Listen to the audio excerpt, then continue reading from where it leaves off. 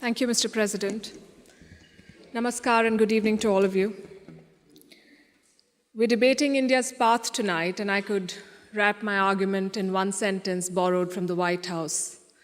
Go to New Delhi and see it for yourself. But I've been given more time than that, so I will tell you what I see. Earlier this week, I was on my way to the Delhi airport. There was a lot of traffic. At one point, the car stopped. On the roadside, I saw two vendors. One was selling fruit, the other was selling coconut water. What caught my attention was not what they were selling, but how they were selling it. Both had a QR code prominently displayed. And every single customer walked up to them, scanned this QR code, and paid for their purchase, every single one of them. To me, this is a picture of today's India. It shows three developments, three of the many developments I shall list out tonight. Number one is financial inclusion. Both the vendors had a bank account linked to their mobile phone. Number two is internet or mobile penetration, what we call digital India. It was 15% 9 years back. It's 48% today. And number three is the airport traffic. It just keeps swelling, even though we are at the receiving end. We see what it shows. From 67 million 9 years back to almost double now. To me, these things signify the path that India is on. The previous speakers have defined the motion well, but in case the evening drinks have kicked in, let me repeat. This House believes Modi's India is on the right path.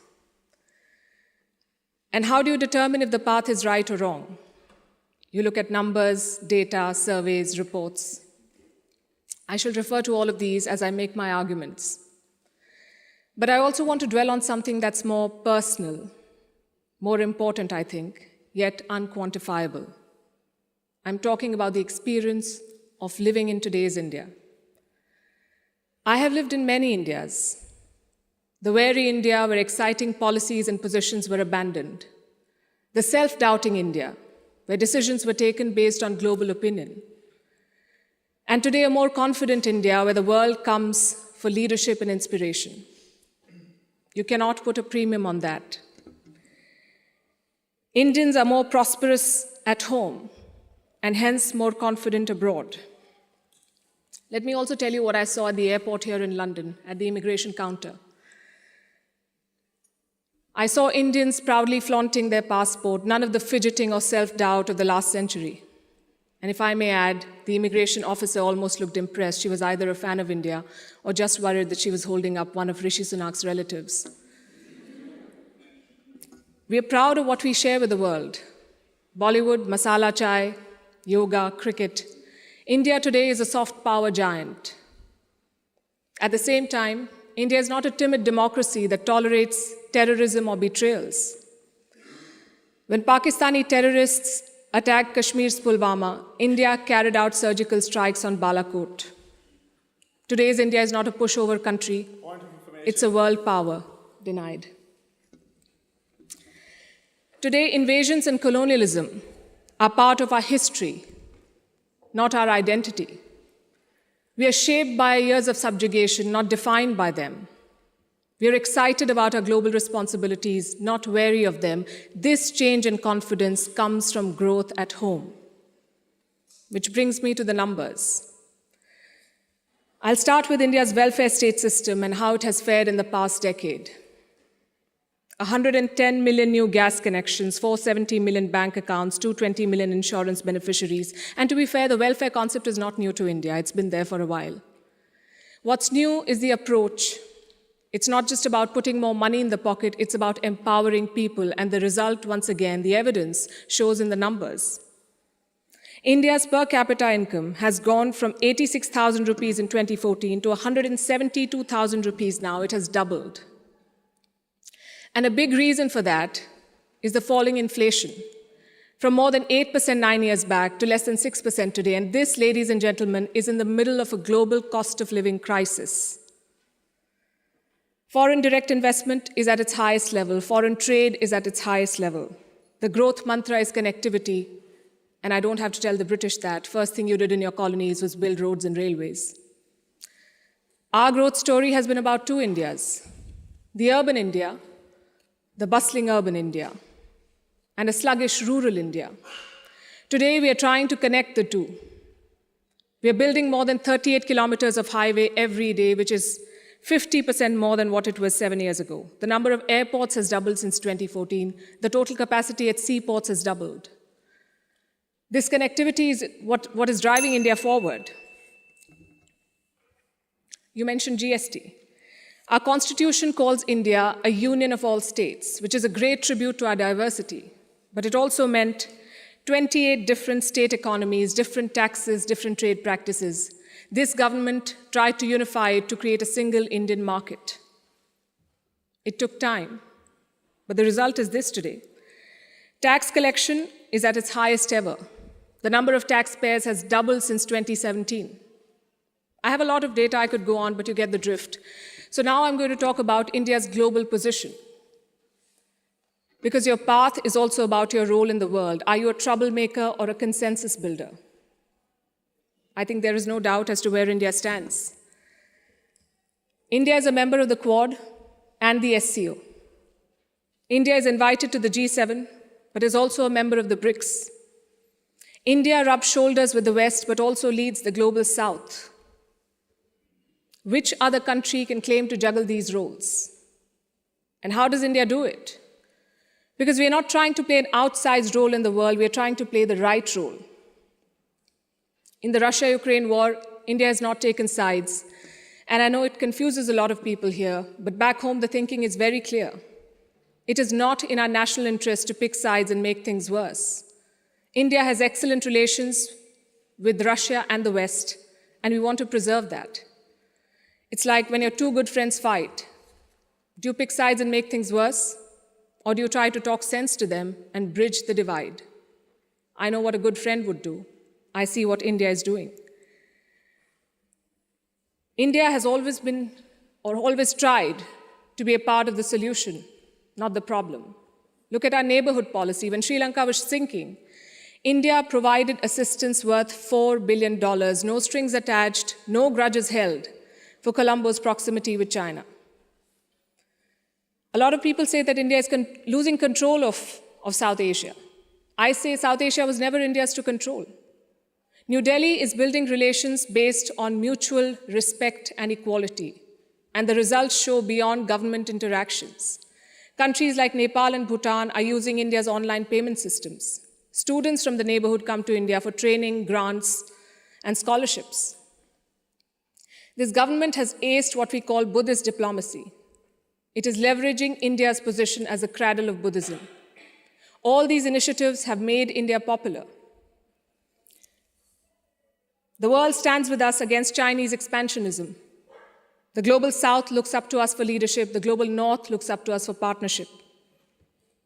I think that's the hallmark of great diplomacy and statecraft, when you're loved and respected in all quarters. More importantly, when you're trusted in all quarters. India repaid that trust during the COVID-19 pandemic. When the world forgot about morals and globalization, India sent 24 crore vaccines to 100 countries. And you saw the result of that in Papua New Guinea. When Prime Minister Modi landed there, their Prime Minister touched his feet. This was not a personal gesture to a leader. This was a vote of thanks to the entire country. Let's talk about domestic affairs. Kashmir was brought up. This government abrogated Article 370. Today, Kashmir's economy is doing much better. 1.8 crore tourists visited the valley in the last year. That's the highest ever in Indian history, 1.8 crore. Kashmir is getting its first ever foreign direct investment, and that too from a company in the UAE. But since this is Kashmir, let's not limit ourselves to finances. Let's talk about security. Terror attacks in the valley have almost halved in the last few years. The numbers are staring in your face. Security is better, economy is better, Kashmir is better.